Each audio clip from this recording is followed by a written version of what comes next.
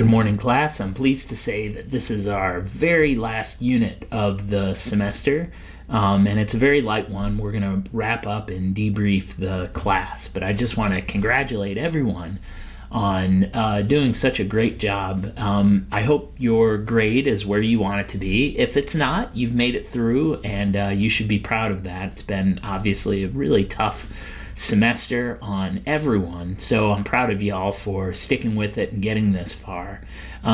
Before we look at what we're going to debrief, let me take you through just a very quick debrief, a very quick walkthrough of what we studied this semester, because we've looked at a lot. So I'm just going to walk you through a quick outline real quickly. Back in chapter 1, we looked at some basics of economics, some of the concepts like marginal cost, opportunity cost. We looked at why trade matter and sort of explained what this subject is. In the second chapter, you might recall we looked at the production possibilities curve, which is a basic economic model to demonstrate economic growth, to demonstrate some other economic models, but to give you a sense of what we look at in economics. And one of the central questions is how we create economic growth, or how economic growth happens. And we also looked at a concept called comparative advantage, which explains why trading is important, why economists think that one of the central lessons of this subject is that trade creates growth. Now, in the next couple chapters, we looked at a handful of macroeconomic measures. We wanted to understand how the business cycle works. What are these ups and downs in the economy that are inevitable?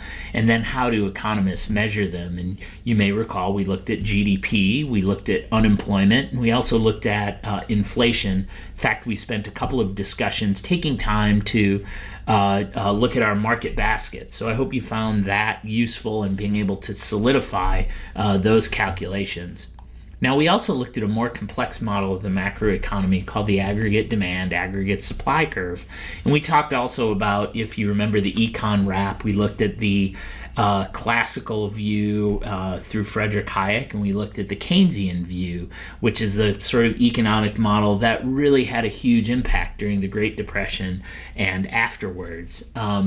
Then we focused in on fiscal policy. We tried to understand the debt and the deficit. We talked about taxes and how spending influenced the economy. We also, don't forget, looked at supply side economics. So traditional demand side fiscal policy, which connected to Keynes, had a counterpoint in the 70s and 80s known as supply side economics, or Reaganomics. So I hope you found that interesting. We also spent a chapter looking at one of my favorite subjects in economics called public choice economics, which essentially looks at how governments make decisions and how groups of people make decisions and how complicated that can be. Now, from there, we have fiscal policy, but we also looked at monetary policy. And monetary policy is how we use the money supply to influence the macroeconomy. We defined what money is. We tried to explain how banks and how the Federal Reserve Bank influence the size of the macroeconomy. And then we looked at how the Federal Open Market Committee uses open market operations to influence the interest rate and thereby move the economy, expand, or if needed, contract the economy. And then finally, you guys, we looked at the financial crisis and the subprime crisis of 2008 and how that happened. And I hope that gave you some insight perhaps into what's going on right now during the Great Suppression, if you want to call it that. Maybe not a ton of parallels, but we're nevertheless in a recession. So that's kind of the 1 minute version or 2 minute version of what we've studied this semester.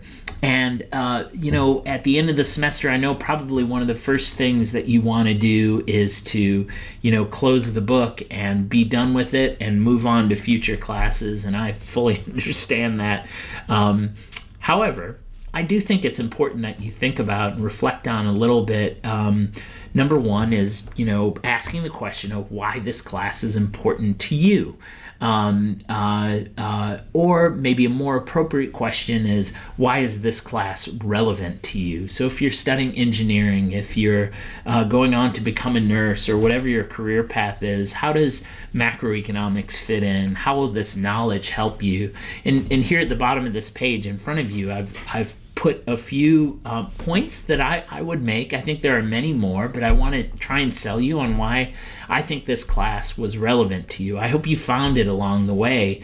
But obviously, everyone right now is very concerned about the economic crisis or the economic contraction caused by the pandemic. And right now we have just under 7% unemployment, but we're heading into a tough winter. So now you guys have the skills, some knowledge about how we're measuring this and what it means. So I hope you can apply that knowledge to understanding the current state that we're in. I think that's important. I also think that by taking macroeconomics, you become a more informed citizen. I think you, as you would study in a government class of how Congress and the president works, here you've looked at some of those institutions like the Federal Reserve and how all this stuff plays out. So I think you're a more informed citizen, and I think that's important.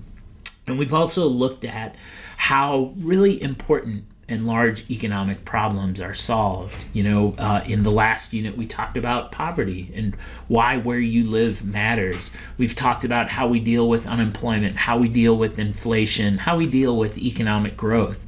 So I think there's a lot of ways that you can think about this as being someone who better understands how we think about these problems. Certainly I didn't give you the answers necessarily, but maybe it begins a journey or an exploration into understanding them better in the other classes that you take, whether it's related to economics or not. I also think it might help you with some personal decisions. So this knowledge about the macroeconomy might help you about, whether it's a good time to start a business, whether it's a good time to ask for a raise, maybe not. I guess it depends on what you do and what your business is.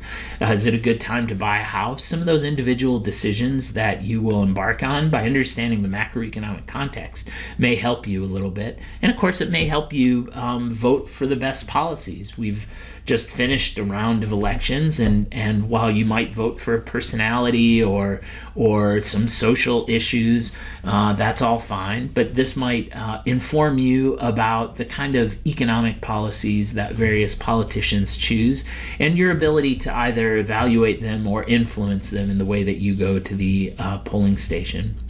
So all I can say is, you guys, I hope I didn't waste your time this semester. I hope you really learned something from the class. And I hope to have you again in microeconomics, or if you've already taken that, let me know how I can help you along the way. So this unit, you've got just two things to do. And you should do them by Thursday, December 10th, and I'll try and get our grades wrapped up by Friday. But you have a discussion called Circle, Square, Triangle. It's a way to kind of wrap things up, so I'll let you follow the directions. You should post by Thursday and respond to 3 others as well. And you also have a final class survey, just a questionnaire to answer some final questions on this class. That's also due on Thursday. So I'm going to be signing out for the semester, you all. I hope it's been a good one for you, and I wish everyone the very best the rest of the year. Stay healthy and well, and hope to see you all soon. Take care.